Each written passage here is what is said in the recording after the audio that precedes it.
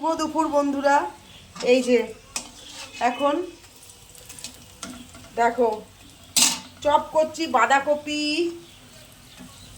তারপরে দিয়েছি এতে পেঁয়াজ, ধনেপাতা, আদা, রসুন, পেঁয়াজ সমস্ত কুচিয়ে দিয়েছি, কালো জিরে ফোড়ন দিয়েছি। এগুলো এখন চপ অর্থাৎ বড়াও বলতে পারো। এখানে মাছের মাথা দিয়ে করে ফেললাম বাঁধাকপির তরকারি।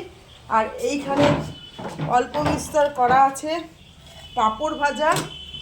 আর এইখানে দেখো ডাল, এই যে ভেজ ডাল একটু গরম করে নেবো, সকাল সকাল হয়ে গেছে তো রান্না। আর এই যে খাবার দেখছো তো, আর ভাতের ভিতরে একটা আলু সিদ্ধ দেওয়া আছে দেখো। এই আলুটাকে সুন্দর করে মাখবো। হ্যাঁ, এইটুকুই আজকে খাবার বন্ধুরা, বেশি কিছু রান্না বান্না করিনি। তোমরা ভালো থেকো, সুস্থ থেকো, দুপুরের লাঞ্চ করে নাও। চলো, আমারও হয়ে গেছে, আমরা এখন লাঞ্চ করবো। তোমরাও এখন দুপুরের লাঞ্চটা সেরে নাও। টাটা।